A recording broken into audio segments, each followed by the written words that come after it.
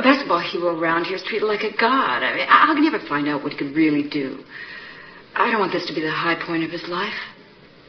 I've seen them, the real sad ones. They sit around the rest of their lives talking about the glory days when they were 17 years old. You know, most people would kill to be treated like a god just for a few moments. Welcome to the Keeping the Nostalgia Alive show. Please check out our sponsor, ZoomerSport.com, where they manufacture every product from the same exact materials as your favorite sports balls. Baseball, basketball, football, golf, soccer, softball, tennis, and volleyball. They also do licensed products with additional colleges and universities being added weekly. Want your sports balls products with your company logo? They can also do that. ZoomerSport.com, where they manufacture every product from the same exact materials as your favorite sports balls. Welcome to Keeping the Nostalgia Alive show. I am your host, Billy Powell. You're listening to this on Keeping the Nostalgia Alive. That's all one word, keepingthenostalgiaalive.podbean.com. And you can also go into the archives while you're there and find interviews from Dan Issel, Rick Mount, Dick and Tom Van Arsdale, Gene Cady.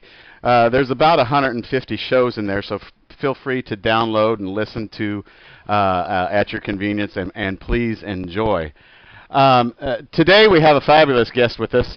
I told you that I interviewed Gene Cady, Dan Issel, and the Van Arsdales, Kent Benson. And it's always a blast, and I'm always just a little bit nervous. And all these people that I interview, I seem to have 6 degrees of separation of. And the gentleman that I'm going to chat with today, I'm stretching my 6 degrees of separation because my birthday's on the 25th of November, his birthday's on the 24th of November, and I actually played on the same basketball floor that he played on for a couple of games while he played at the University of Michigan, and I'm talking about, it was Butler Fieldhouse at that time. The name had been changed to Hinkle Fieldhouse, and of course, that's where we played all of our high school basketball tournament games at Broadrup High School in Indianapolis, Indiana.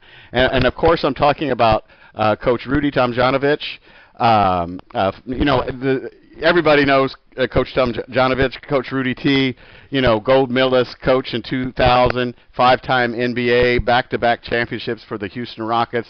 That fabulous saying that never underestimate the heart of a champion. And Coach Rudy T, I appreciate your time. I know you've got a busy schedule, but I appreciate your time and spending a little bit of time with us and keeping the nostalgia alive about this great game of basketball. Billy, I'm so happy to be with you, and some of those guys you mentioned there in that introduction, I'm excited. I'm going to tune in and listen to those interviews because those are some of the guys that were playing ball right in my era.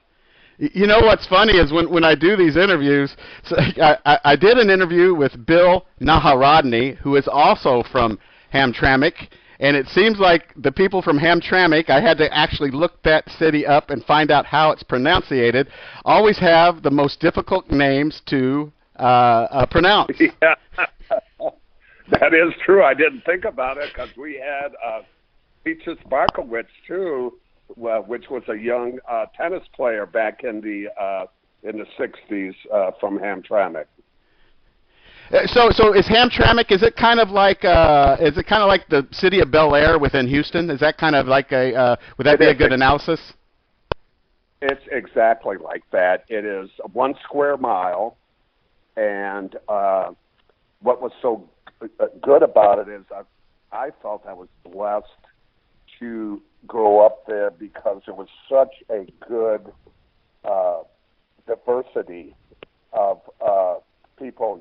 I grew up with Polish. I am Croatian, but I passed for a Polish guy because almost all my friends were Polish.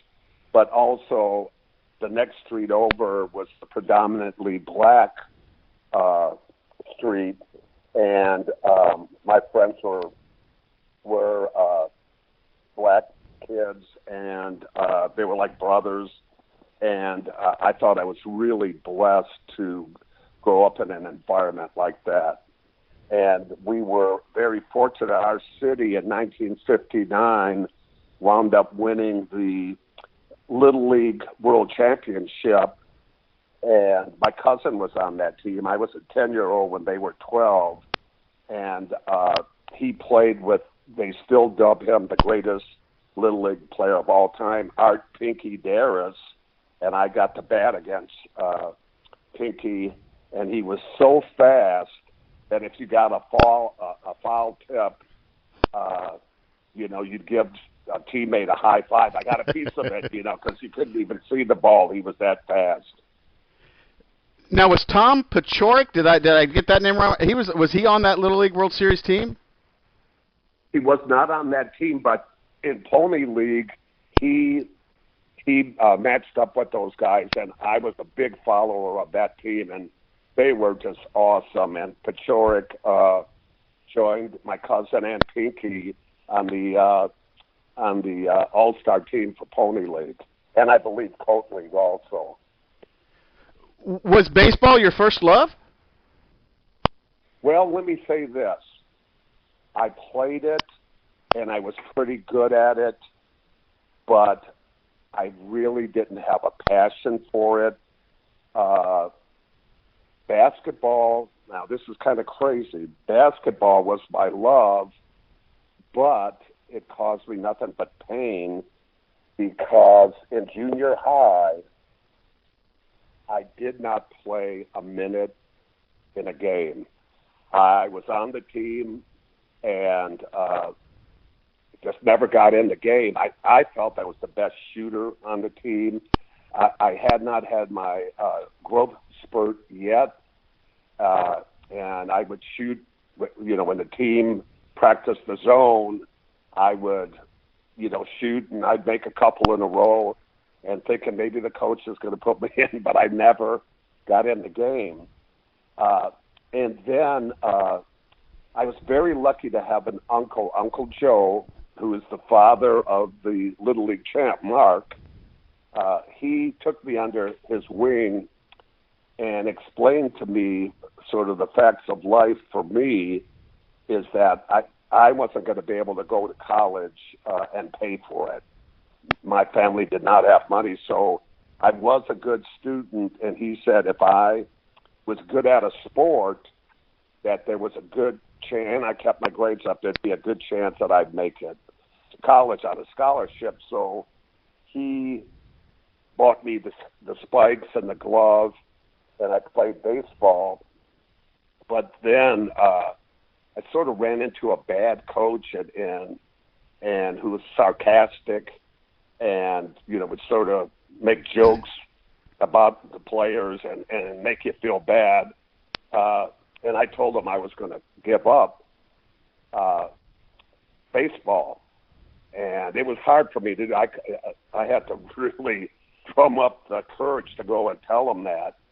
And he wasn't happy. He says, what about our plan? I said, well, how about I continue the plan? And I says, I want to play basketball. But he knew what my basketball career had looked like because I hadn't got in a game. And he says, well, all right, and he didn't think I was going to do it. But I went straight from talking to him to the basketball courts and started practicing. And lucky for me that these basketball courts in Hamtramck somehow became the mecca for all the great players in the Detroit metropolitan area. And I started on the minor league baskets, and once in a while they need an extra player, and they pick me up, and I get in the game, and it was like going to play in Boston Garden when you got on the big court and played a couple games, and it just became my life. I just spent every moment I wasn't in school, I was over at the courts playing from to well into the darkness. And when did that growth spurt happen? It happened after, the funny thing is I was going to start my career in the 9th grade and to play freshman ball. And a good friend of mine was was in the coach's home room, and he told me, Rudy, I saw the list. You're not making the team. And ironically, he was a football player from the University of Michigan, was the coach, and a linebacker.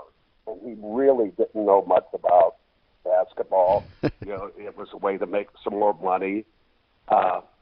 So before he could announce the cut, I challenged him to a game of one-on-one, and he thought every time the ball dribbled, it was like a fumble, and he would just dive on it, and he would knock me down.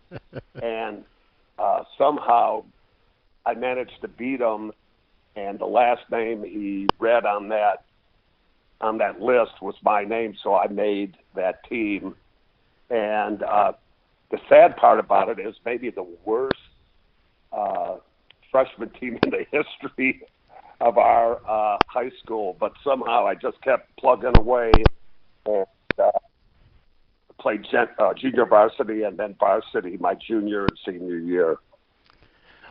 What was, I'm from Indiana originally, Hoosiers, and at one point when I graduated, all the high schools in the state competed all the way down to the last two, and of course the winner was the state champion. What was Michigan high school basketball like? Was there a Division I, Division II, Class A, Class 2A? And what was the popularity of high school basketball in Michigan?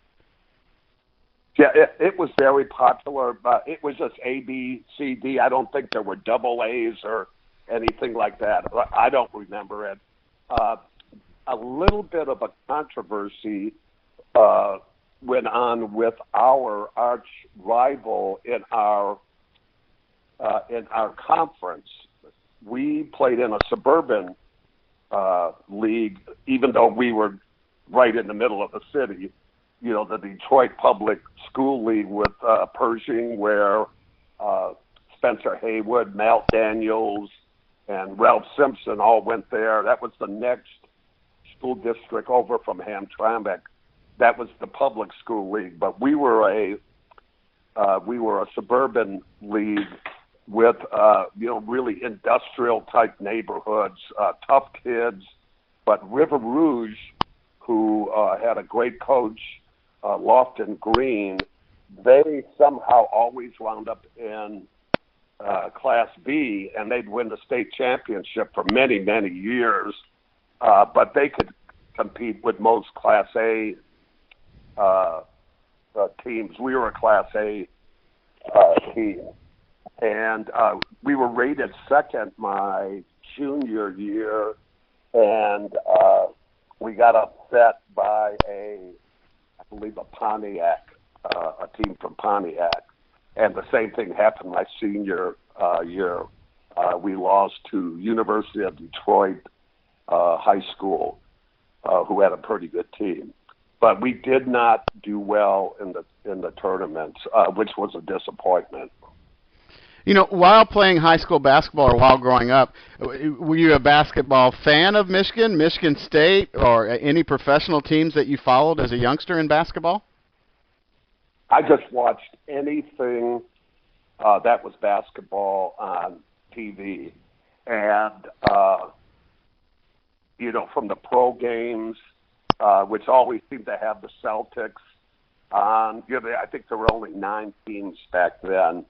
And then college, and yes, of course, fell in love with Cassie Russell and those Bill Button and Oliver Darden, Larry Tregoning, George Tommy. That was the starting five, I think, of Michigan when they played UCLA with the great Gail Goodrich. And I got to meet Cassie. And I remember his hand was so big and wide, even though I was taller than him, just an imposing person. And he was the reason I wanted to go to Michigan. Did you go to Detroit Tiger baseball games? I did. And my mom, we'd catch the bus, and we'd sit in the bleachers, and God, it was that was just a thrill going to those games. Never went to the football games or the hockey games, but basketball. And for $1, I could go to the Piston games. Right in front of my house, the bus would take me straight downtown for a quarter. They had the upper ring in Cobo Arena was called Gus Country because the beer vendor up there, Gus, was like the Hunchback of Notre Dame. He'd look down, and at a certain time in the game, he'd give out a cheer or something, and we were up in Gus Country. Never realized how big the players were. Like Wilt Chamberlain looked like an ant from up there. So for $1, I got to go to the game and have transportation to and from. I just couldn't get anything to eat or drink. But at that time, I didn't care. In fact, when I found out you could listen to a game on the radio, I felt I was like stealing. That you could hear the bounce of the ball, and you could listen to every game on radio. I mean, I just was in heaven. Was your dad very athletic? And is it just you, or did you have any brothers and sisters? I had a sister, but no athletics in it. It was just a love that I had when I was a little kid. And my father, we would go to our main street in Hamtramck and get an ice cream cone and walk through the neighborhood. And we crossed a schoolyard, and we heard this commotion. We just heard some noise, and we were curious of, what is that? And my father, there was a window, and my father said, I'll pick you up. And he put me on his shoulders, and I looked in the window, and I looked down through the window, and it was like this was upstairs above the court, and I looked down, and I could see the guys' faces as they were going after the ball and the excitement. I didn't know what the heck it was, but I said, one day I want to play that game. And that's the first time I saw basketball. Did you in listening to Michigan games? So was it a foregone conclusion that one of these days I want to be a Wolverine? Well, no, I went. I was very. First of all, I was a naive young kid. Didn't know about a lot of things, but my coach says you have 200. You have so many letters from all these different colleges. You're gonna have to, pare it down to some, a handful, because you're not going to be able to finish your senior year with all these people coming in. So I broke it down to Michigan, Michigan State, University of Detroit, and Toledo. Toledo because John Brisker, who played with me, he was a high school All-American before I was, and he was down at Toledo, and I would go to the games when they came up to play University of Detroit, and I visited down there, and I really felt the connection with those guys, and Brisker and I were very close. But then just the prestige of Michigan, and I liked the coach, Dave Strack, and just, the example of Cassie and that team just had a big effect on me.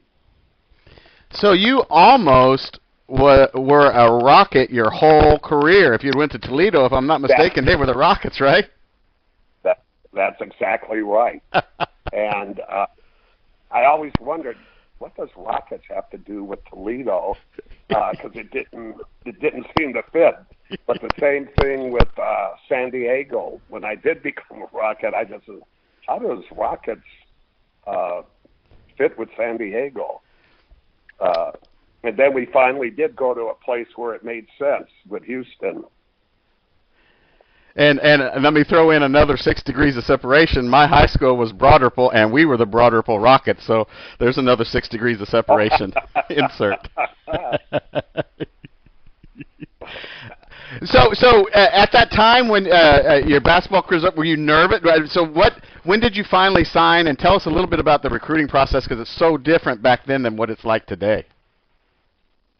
Well, I had to make that decision. I really liked Michigan State too, and I remember at Michigan State I was staying in a dormitory, and we watched one of the greatest. I thought it was a fantastic game. It was a historic game. It was Texas Western against Kentucky, and I remember watching that in the dorm with guys from Michigan State. So on my overnight stay there, I watched that game, and I really liked that. It was a tough decision there, and I had my coach really wanted me. High school coach wanted me to go to Michigan, and and I never regretted that. It's a fantastic school, and so I don't remember after I made that decision, I think my coach made sure I got there and signed it, so I didn't change my mind. So at your freshman year at Michigan, at that time, were freshmen allowed to play varsity ball? No, and we played 3 games. I think we played Michigan State, I think, home and away, and then 1 game down to Ohio State, which, started that kind of rivalry. You just start getting that stuff like, hey, these are our enemies, and that game, I remember we got pounded pretty good, but didn't like the Buckeyes at all. And we had the freshman varsity game, and that was pretty cool to play against those guys and do well as a freshman, because you just always wonder, how it's going to translate. What I really loved about Michigan was the floor. In the Big Ten, most of the floors at that time were portable, elevated floors that they just put in field houses, and this floor was so good on the legs, it had give to it, and I was a jumper back then, and I felt I could touch the top of the backboard.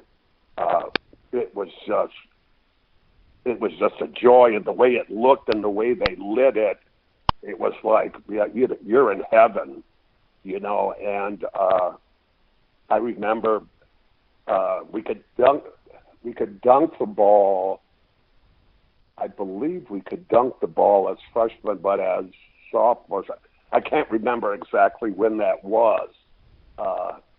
But I felt, God, I'm going to be able to really get up there and slam some through, and then they take the dunk out. It wasn't because of me, though. It was because of Will Cinder. Yeah.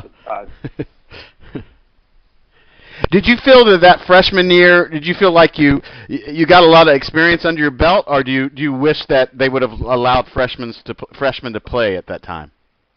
Oh, absolutely wish that we could play.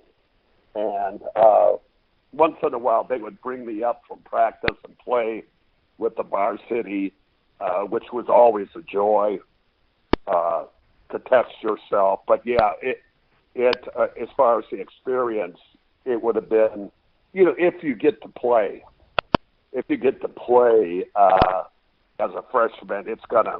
But just being around there in the game and getting into the game plan and all those things, it's gonna help when you're with the big team. Did you wear number 45 in high school also? I wore. This is funny. So John Brisker, he sort of said we should all, the starters, should all wear, I think one uniform was even number and the other uniform might have been, I don't think we had the same number or something. It was weird, something like that. Anyway, they went, 50, 40, 30, 20, and I just joined the team, so I wore the 10 my junior year. But the 10 was for guards. That's usually how it was. And I had one of the smallest uniforms, and my long legs were sticking out. I mean, they were shorts back then, but this was like extra. And then when I was a senior, I went to, I believe I went to 50 or something. And then in college, I went to 45. For some reason, that just, when I saw that number, it sort of described what I thought the kind of player I was, in between. I wasn't in between a center, but maybe in college I was in between a center and a power forward. But in the pros, it was just the opposite. I was in between a 4 and a 3, a big forward and a small forward. But that sort of symbolized it in my mind, that number. The uniforms have probably changed more than the actual game of basketball has.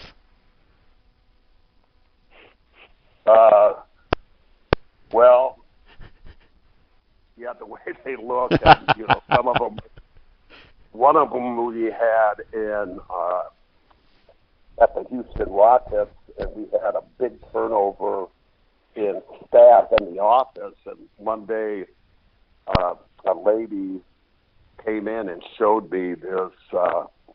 We had won the championships, and she showed me this design that had these lines on it and had a funny-looking, like a cartoon-looking rocket, and all these different things. And she said, "What do you think of that?" I said, "It looks like maybe it was first, second, and third place on a junior high contest to do it." And she says, "Well, no, that's our uniform." I said, "You got to be kidding." And she says, "No, we sent it in." And I don't know if you guys remember, but Charles was with us one of those years when you saw those blue uniforms with those stripes on them. That's supposed to be, I guess, the jet stream behind the rocket. It was just very embarrassing. Do you remember your feeling of, and do you still remember today of, and your first game as a Wolverine? Oh yeah. The first game as a Wolverine was against Kentucky, and they blew us out. I was so excited and so pumped up that I shot a shot from the free throw line that I got the rebound on, and it didn't hit the rim. It just, I just pulled it up there so hard, and it came back to me. But in that game, I wound up setting a record for Chrysler Arena in my first game with 27 rebounds.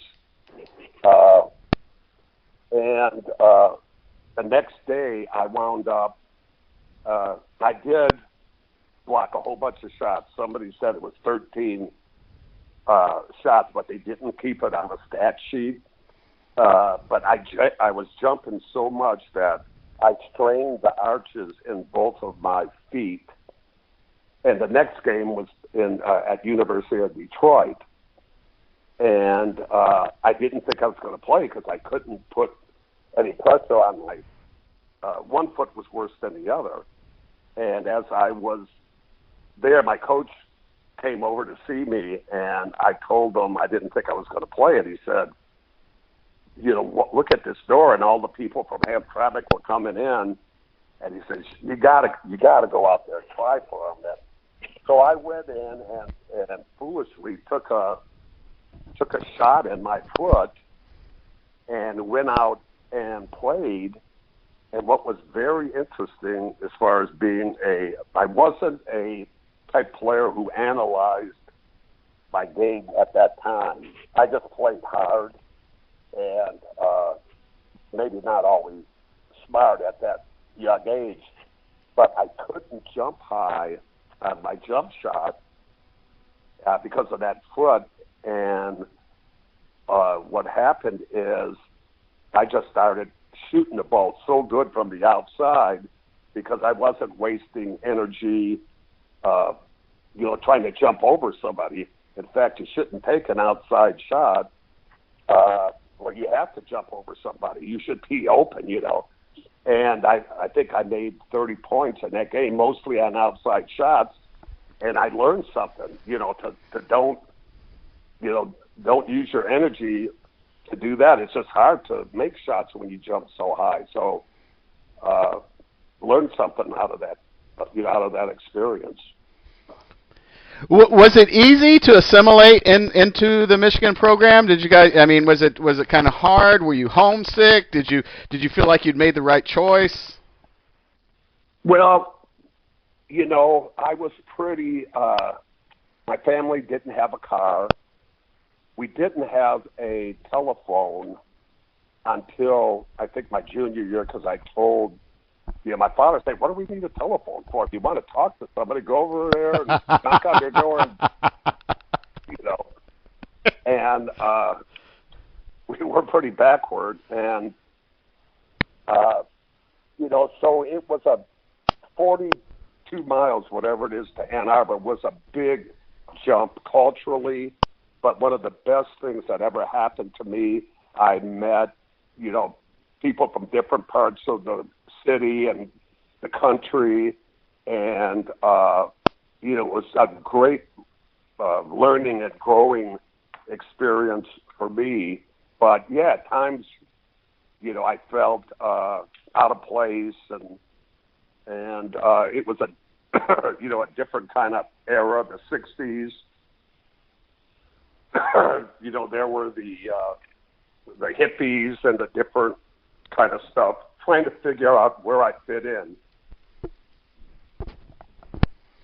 Besides Chrysler Arena, what were some of your favorite places that you guys would travel to and play, or that you felt like you may have disliked playing there, but you felt like you played well at those particular places? Well, lucky for me and for my future career, I think in my junior year we had the number one toughest schedule in the country. I think somebody did that scouting. What was it, Sport News or somebody?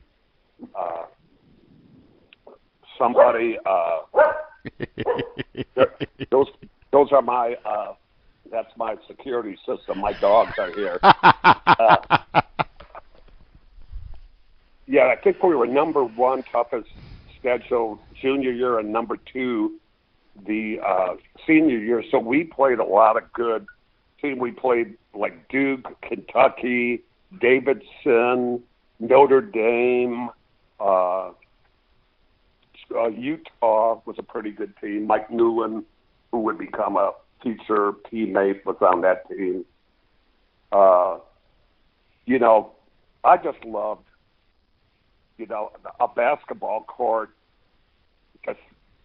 was just such a cool place for me. I just loved looking at the different arenas and, the rectangular glass backboard had just come in. In high school we played on the half moon. I think my senior year they brought in the big backboard. But, I just love the setting of any gym. And, sort of the history of the players that were there, and got a big joy out of trying to do something that would quiet the crowd. We used to call it, I would shoot like a 20-foot bank shot, and my teammates would call it the crowd silencer, because they would think like, oh, that's off, and it just sank in. Ooh, it would get quiet. Do you have? I want to talk about, of course, you guys playing Purdue, but any memories from playing at Indiana University in Bloomington or Butler in Indianapolis? Yeah, I remember Butler and the coach. What was the coach's name? The legendary Tony Hinkle. Yes. Just remember, I believe he was coaching back then, or I had heard of him back then, down in Butler. And then, of course, Purdue was just a big event, and they had the new arena that was kind of weird lighted. It just looked different whenever you saw, some highlights from there. And Rick Mount was truly a phenomenon. We snuck in to their practice just to watch him warm up and shoot shots, and he didn't disappoint. This guy, I was just always hoping that he would have a great pro career. Just a great college player, and what a shooter. Working without the ball, and getting his feet set, and then the rotation on his shot was just perfect. Speaking of Rick Mount, I want to read a conversation that I had with. I've interviewed Rick Mount and know Rick Mount, but I went back and forth with his grandson Jordan, and I just want to read this, and you may get a kick out of this. I said, Jordan, does Rick remember his matchup with Rudy Tomjanovich? If so, does he have any remarks or memories of that game or games? He said, yes, he does. I'll ask him real quick. I know Rick gave him quite a few points, LOL, but Rudy gave Rick quite a few too. Rick gave him 53, but said he was the best forward in the Big Ten by far. At 6'7", he played like a guard, could dribble and shoot, was ahead of his years. Good off the dribble game, was very tough to stop. Well, he overrated my dribbling. I counted once or twice, and then I'd have to put a fork in it and grab it and shoot it. Coach, when you were at Michigan, did you have? I'm interviewing you. You can tell me this. Did you fantasize about playing pro ball, and when it came about, and it was that time, and you were drafted second overall? Did you take it in? Did you kind of?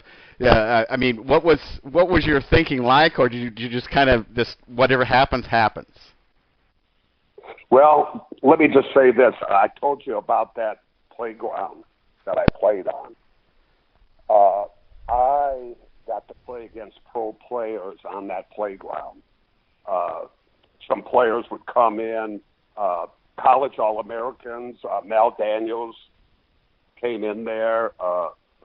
There was a young guy who didn't go to college, who was kind of legendary in Detroit, Reggie Harding, who was a little bit of a gangster, didn't have a long career, actually went to prison, but I got to play against him. He was a 7-footer, and the competition that I played with on the playground was a good barometer where I felt I had a chance. I also I played against some of the Pistons while I was still in high school, and that sort of gave me a clue to that I could fit in there. Now, what happened in the draft was very interesting. a agent approached me and took me to a Piston game, and in our conversation, he was a little bit too fast of a talker to make me feel secure. But what he told me is that there was a good chance there was going to be a merger. And if I didn't sign soon, all the leverage would be gone. And so he said, you can sign right now with the NBA or the ABA before the draft. It says the ABA has already drafted you, but you could go to the NBA and see what you could negotiate with them before the draft. Well, I didn't trust the guy, so the coach at Michigan then was Johnny Orr. Johnny Orr got me to talk to some lawyers, and they figured out what was going on, and they said, you know, you could get to know us, and you know, we're not agents and all that, but you know, if you trust us, we will go and negotiate this contract for you. And we did. And I went to Madison Square Garden Towers, the big building that's attached to the garden, and talked to one of the founders of the NBA, Eddie Gottlieb, who was just a wonderful, jolly man. And I don't even know what position he held in the NBA, but God, he was just classy. And we heard what they would offer, and then we went to the ABA. And the ABA, we drove to a brownstone apartment that was in a pretty good neighborhood, but the meeting was like in the basement of this apartment, and the team that had drafted me, the Utah Stars at that time, and their general manager were there, and they had a financial wizard. I think his name was Dolgorf or something like that.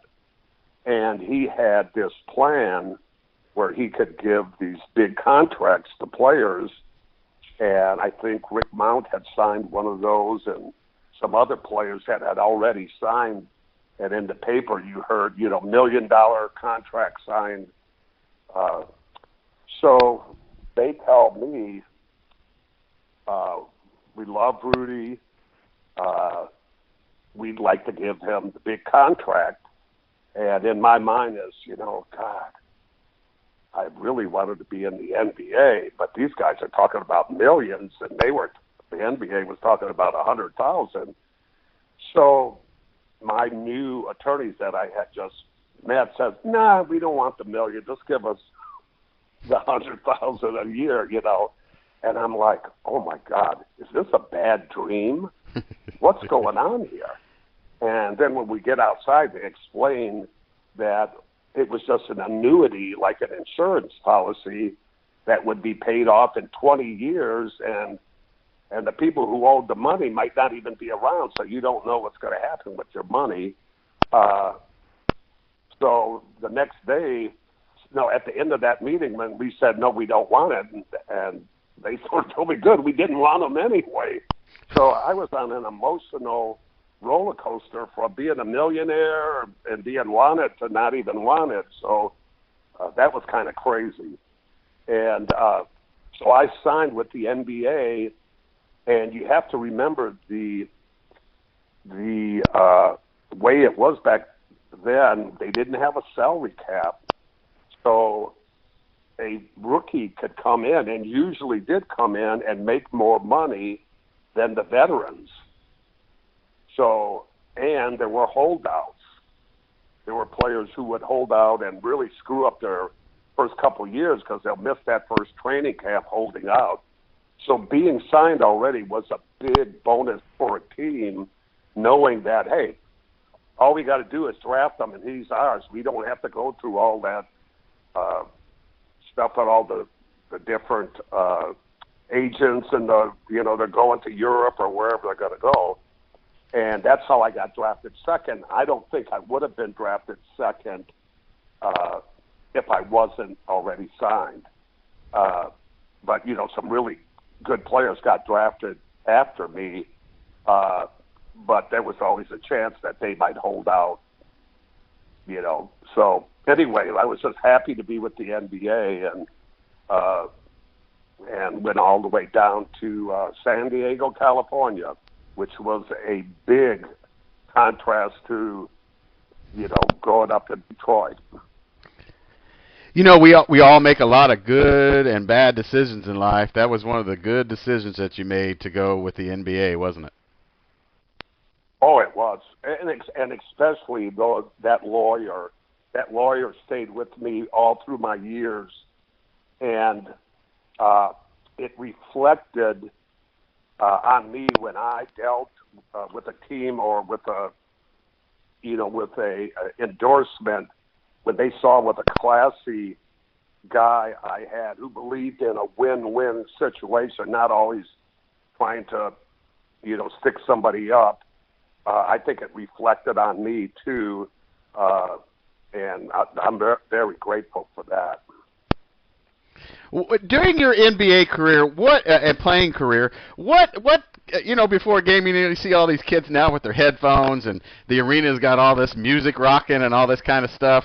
What pumped up Rudy T when a basketball game began in the NBA? Well, you're absolutely right. It's crazy. When we came in, there were no cheerleaders, no dancing girls. I don't think there was much music. I think you could talk to your friend at timeouts. Now if there's like 5 seconds left on choreographed, somebody's getting fired.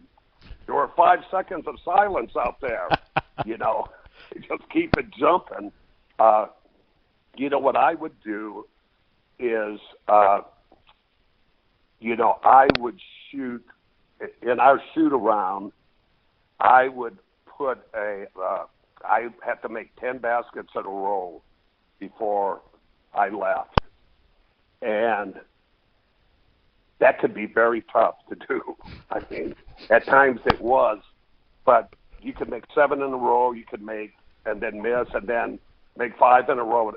And what it did is you set your standards so high that even though you're sort of failing there, you're conditioning yourself to be a very high percentage shooter.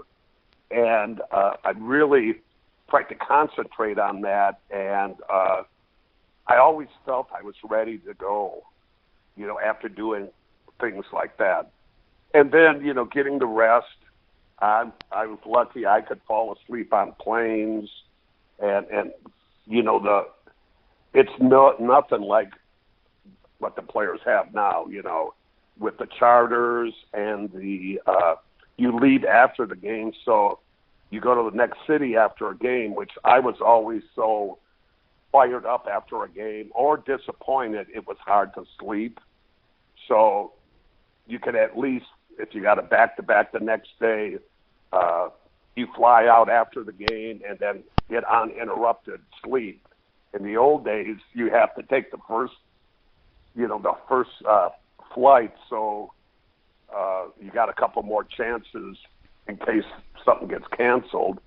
And it was tough. It was really tough. We were dead a lot of times on back-to-backs and, 4 games in 5 nights, things like that. So that really helped the league, I think. And now they've even made it better. They don't have as many back-to-backs. When did you pick up playing the guitar, and do you still play today? I am not a good guitar player. I just strum that's one of my goals in my retirement, to get better at it. In fact, I'm on my way. We're sort of in transit here. I'm on my way to Florida to go pick up my guitars and take them back to Austin. I was very blessed to be able to go to a wonderful Hall of Fame songwriters, Texas Songwriters Hall of Fame, and see Billy Gibbons be inducted from ZZ Top, and some really, really great songwriters. So that's going to be my inspiration. Who knows, the next time you talk to me, you might be talking about some, even though I'm not sort of a country guy, but my writing would probably be something country. My dad self-taught him to play the guitar, and I'll tell you what, if you get better at your guitar, I can show you off my air guitar. I am world champion if you ask my wife. Oh, yeah, I did. Back in my drinking days, I would go to the back of the house with my guitar and try to write songs, and I wrote a calypso song back in, God, I had to be in my early 30s, or this is 40 years ago. 40 years ago, I wrote that was kind of humorous about a guy always winding up with mean women, and so I was passing the park, and my daughter and a neighbor were on the swings, and they were singing my song at the top of their lungs, and I had not broken it out to the public yet, so they must have heard me through the door or something. So anyway, I asked my daughter, "Where'd you get that song?" She said, "What do you mean?" She says, "Where'd you hear that song?" She says, "The radio, I think." I said, "No, that's my song." And she said, "Uh-uh." So just by osmosis or whatever, she got it in her head. And I thought that was pretty cool that the hook in the song was enough for somebody to be singing it with the neighborhood kids, Cool. This is a date. I'm going to throw out a date to you because most of my stuff is Indiana related, so I just want to get your opinion on it. Do you remember the first game of the 1980 season when Larry Bird made his debut? Did you have to guard him that game? I did guard Larry Bird for a little bit. What did you think about? What did you think about him at a young age? Well, I had watched him. I thought he was fantastic. I really did, and I remember one little play. It's not a big play or anything, but he released, I think, on one of my outside shots. I shot a lot of outside shots, so he took off running. If I missed it or made it or whatever, and I think I missed his shot. So I had to really hustle to get back to try to catch him. And as I was running back, I'm watching him, and he goes like he's going to catch the pass. And I really started almost diving, in front of him, and the pass wasn't even coming. He was just faking me out that the pass was coming, and the guy was dribbling the ball up the court. But I reacted to, oh, man, here it comes. And I said, that guy, he's got some smarts, or he likes to mess with people, Come to find out, he likes to mess with people, doesn't he? That's right. And that was so long ago that Dick Vivetta was still refereeing in that game. Oh, really? Yeah. Yeah. So, Coach, what was your hardest assignment during your NBA career to guard, and what was your hardest assignment but given to you, but what really wasn't that hard with no respect to the player? Well, let me just say this: they're all hard. you know, we played, and this is how you get stung. I played against Chicago I think we used to be in the East, or they were in the West, whatever. But when I played Chicago, when I played Bob Love, you know, he would do okay, and I would do okay in those games. But because Chicago, with Dick Mata as the coach, ran a lot of offense, and it took time, that the scores would be lower. You know, you just wouldn't have as many possessions because he controlled the game. So I just made a mental note to myself one day. I says, you know, I do a pretty good job on Love. You know, he just hasn't exploded or anything. And that game he went for 44. So you know, that's the danger. You can never take any guy, and he was an all-star player and a really good player, but you can never take any of these guys for granted. You know, Dr. J was a tough matchup, but I tried to play the percentages with him and back off because he had the big edge and quickness, but, you know, make him try to beat you from the outside and take some jumpers. You know, I remember playing guys like Gus Johnson. You just say explosive. You never want him to get a couple dribbles and go towards the basket because he would tear it down. But you had different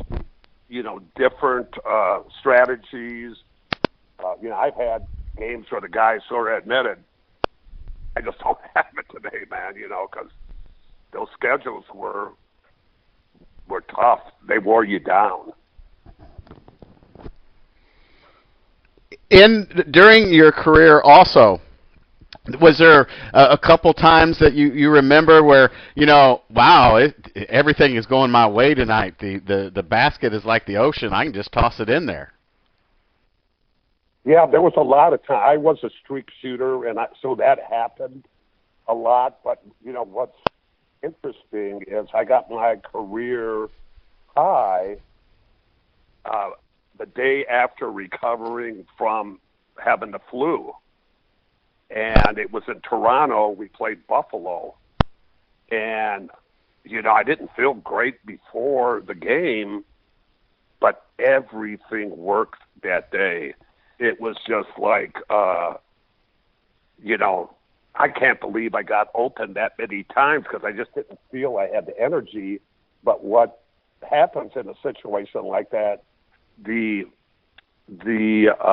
built-in excuse or whatever sort of takes the pressure off of you. You're not expected to do great, and so you're not putting any pressure on yourself, and it just happened that, man, everything I threw up that day was going in. You know, it was interesting in college when I started shooting the bank shot. I had Fred Snowden, the assistant coach for Johnny Orr, was a teacher of this PE class, and he just says, why don't you, because I either made a long shot or I was right around the basket, but my mid-range shot, because I had a little bit of a flat arc on my shot, he said, try banking it.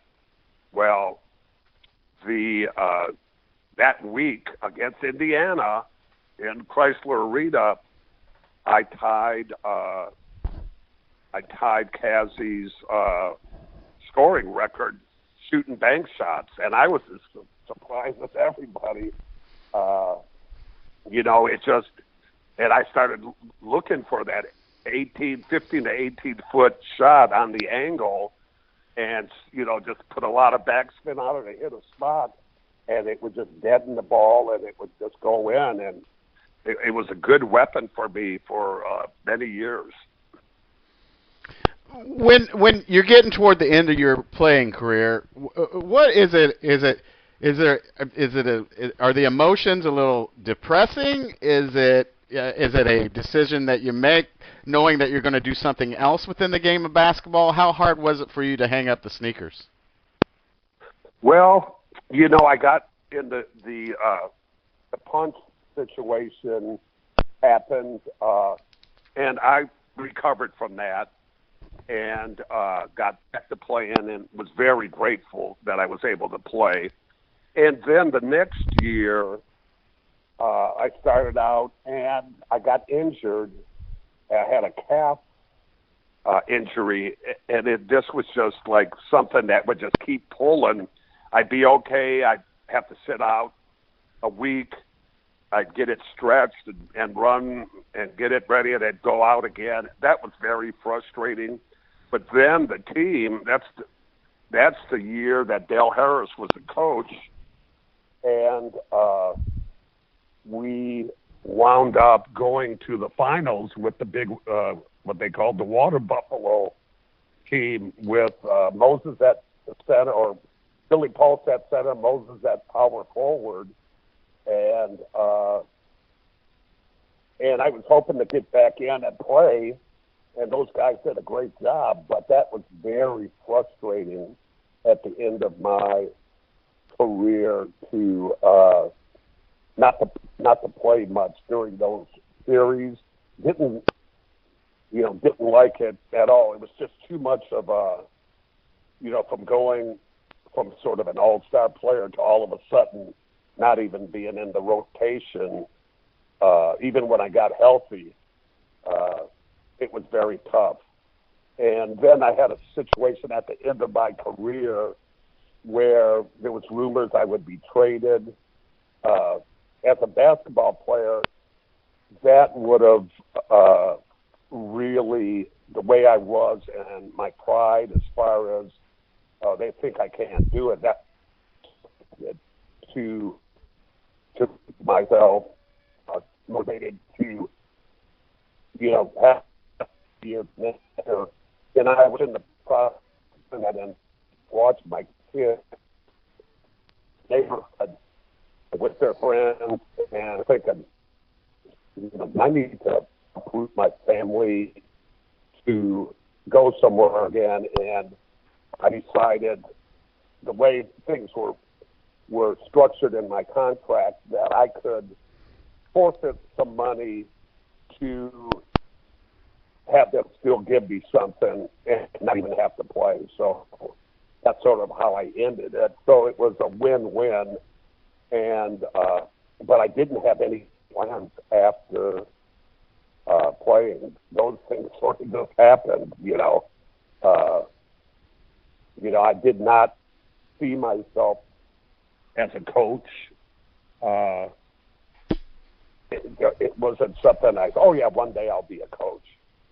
That was not a part of it. But then it was offered to me to be a scout, and I just took to it, and I did scouting of personnel. Then I really loved scouting the other teams and diagramming their plays, and then bringing it back and give the team with some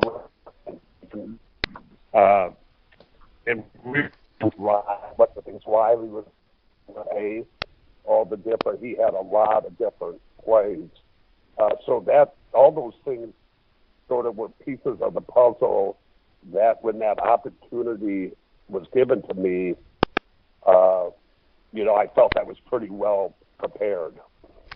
I may be totally wrong about this statement, and you tell me if I am, but I guess for the two NBA World Championships that the city of Houston has, is it likely, or is it a proper statement to say just because Carol Dawson didn't want to get fired and made you take the job, is that the reason why we have those two championships?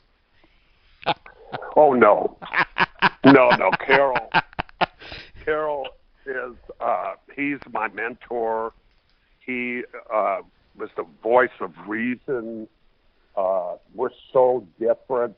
I'm a little bit city. He's a little bit country, and but he's my big brother. And the fundamentals, if I had to say the influences on my life, Carol is right at the top. You know, as far as forming a basketball philosophy, really, really just practical and how to get a player to do, you know, and I'm just talking about how to shoot the ball, how to the work he did on the jump hook and things like that with the players is just fantastic. You know, couldn't have done it without him. You know, I wasn't being disrespectful, but that's what I picture in my mind. I picture him going, "Look, Rudy, you got to take the coaching job, or someone else is going to come in, and you know, we're not going to be together anymore." Well, that's exactly what he said. He said, "If you don't take it, somebody else." We had made it through a couple coaches already. We had made it through. Dale Harris left, and they kept us on. And then Bill Fitch left, and they kept us on. And then there was Cheney, and he says, "Well, the next guy, they might bring their own assistant." So I said, "Okay," and we went out and did it. You know, you've been a lot of places, of course, and Houston probably the longest. Compare the Houston fan base to the fan base of other NBA teams. Is there one? Are we kind of unusual? Are we the best? Well, Houston, you know, I don't think I was ever disappointed in them. You know, I think when you have people who, and Houston, you know, has had some success, I think when you get the big shots, guys who are doing pretty good financially, they're not going to be as energetic to throw things out there. I think the more blue collar type things, they need an outlet. And, you know, some of the places, I don't even know if that's true, but it just seems like, you know, when you get a more of a middle class fan base, they're going to be more than people who really making it, because you got to really impress them on those. You know, I don't even know if there's any validity to that, but that's sort of how I felt. And at times, Houston was a booming economy and to impress people. But overall, like I said, I was never disappointed. In fact, when we came home, you know, during those runs, I was working so much on the film, and once in a while when the TV would go off and the news would come on, I would see people in the street. I says, "What the hell's going on? You know, is there like a uprising somewhere?" He said, "No, that's Richmond. That's Richmond Avenue in Houston. That's our people." And that's what they were doing after the games. I mean, traffic stopped and they were just partying in the streets. I said, I had no idea. And then when we came home from those road trips and they were there at the airport, if that don't fire you up, man, God almighty, what a feeling that was. And it just kept on going. I mean, there's thousands of people staying up that late to just welcome us back. You know, you said that you really were kind of uncomfortable with the spotlight, and you know, and talking about the 2 back-to-back championships and how people loved that and got together about that. How did you learn to be in the spotlight? Or you still haven't learned to do it? Well, I tell you what I liked about that whole celebrity thing is that if I could use it in a positive way, and I tried to do it down in Galveston, we had, we had a golf tournament and we raised money, and there's a lot of scholarships for kids, you know, based on grades and things like that. but we try to do it based on their personal story. You know, like somebody who's gone through a hardship, and to be able to send, you know, hundreds of kids to school, and a good percentage of these kids were the first one in the whole family to ever go to a college. To have celebrity help do that, it was worth it.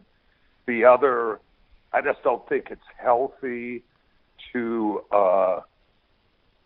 you know, to be idolized or whatever, made a fuss over, you know, when I was in L.A., because there's so many people out there, it was sort of a relief to be able to be anonymous and just go about your business. You know, I sort of like going now to events where I'm in the audience and I get to watch somebody else instead of always being a part of the show, you know, having to prepare a big speech and that really touches the people and stuff like that is hard work. Those things just don't come off the top of your head. And, you know, it's a joy to be able to enjoy other people doing it. You know, speaking of, you know, making a speech or preparing for it, you know, the non-believers and believers, and never underestimate the heart of a champion. Was that something that just came out of you off the cuff, or it's something that you'd been pondering on if you guys were going to win? Well, the phrase "heart of a champion" came from Kevin Johnson. He's the guy who said that, and I don't know if he said it a couple times. It hit me because he just said these guys, you know, they had us down both years, and he said they have the heart of a champion, and so that was just understood. And then it was, you know, we had people who doubted us, you know, and I had never heard other teams criticize trades openly that you have to play against.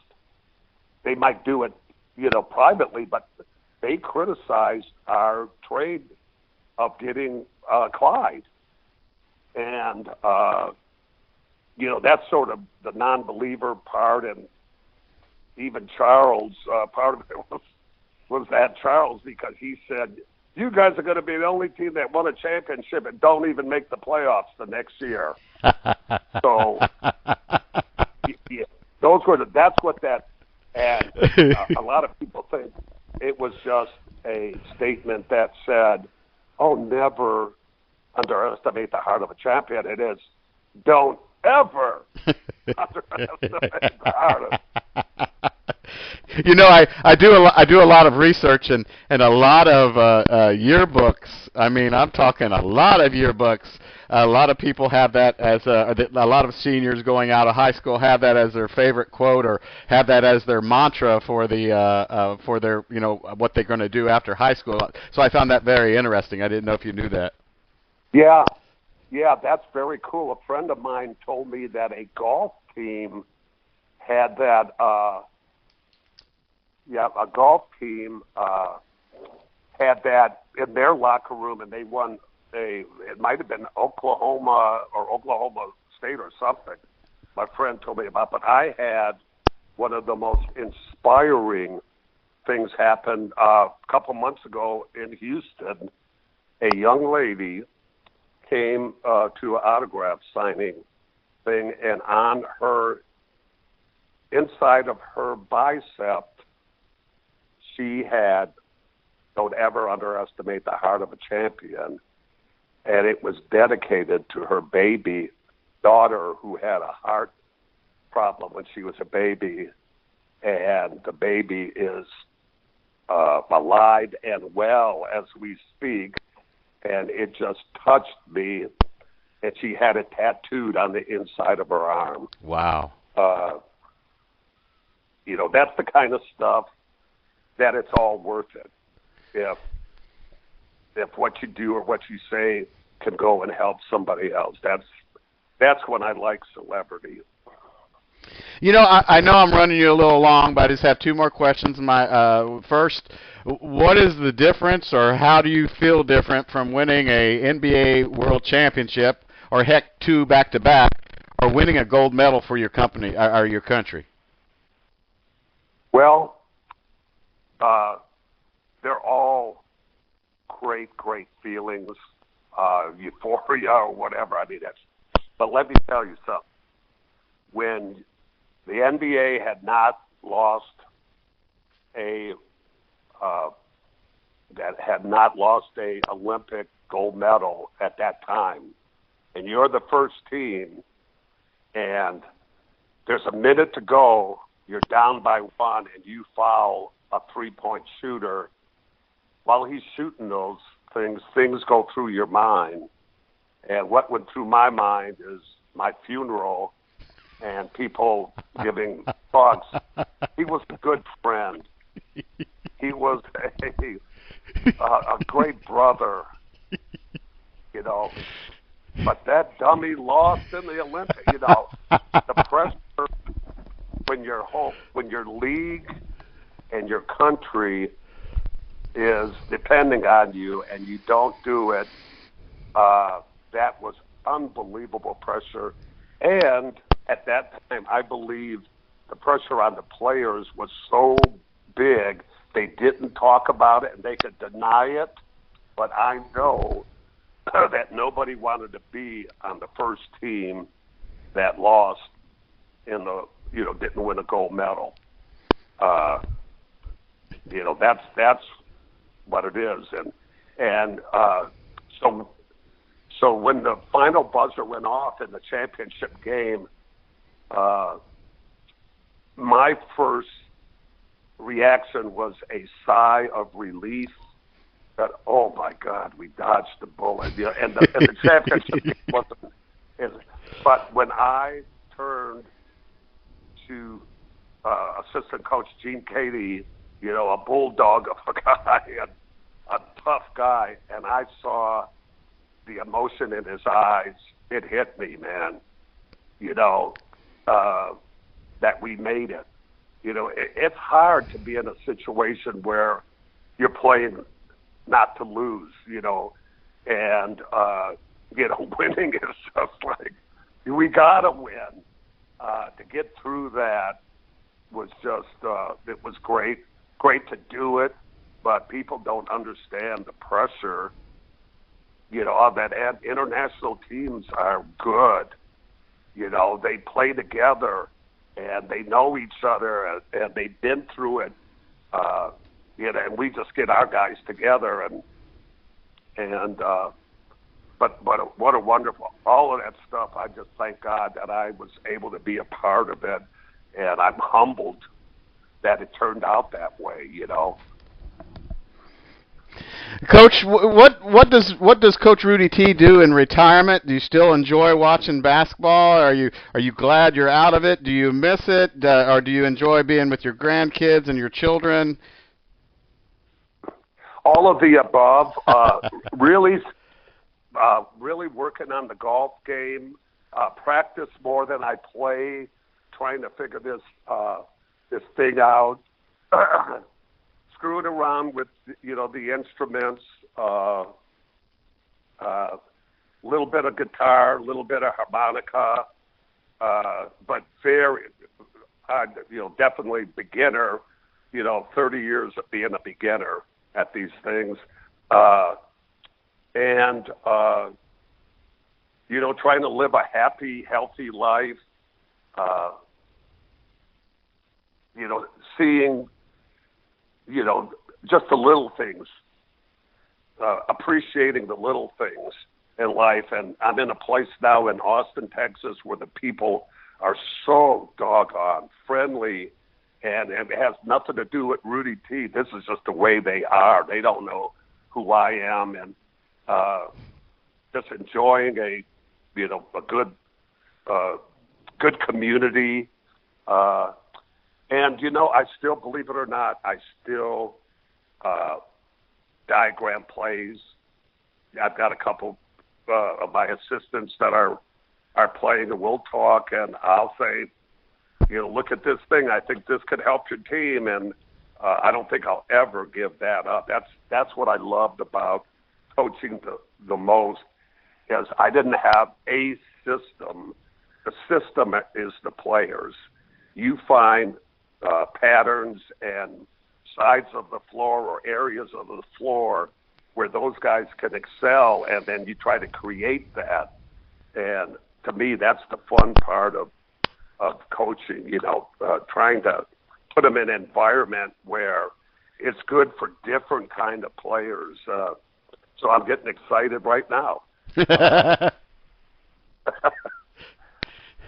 Coach, so I'm just a happy, blessed guy. Awesome. Hey, well, thank you. I know I ran a little bit long. I hope I brought the right questions to the table. I enjoyed your answers. It's fantastic. I feel very I can't find the word, but thankful that you spent some time with us, and I really appreciate it, and thanks that people will enjoy it. Billy, I had a heck of a time too, and after this long interview, I feel like I have something in common with you, like we might be brothers, if you know what I mean. Coach, thank you again. Okay, Billy.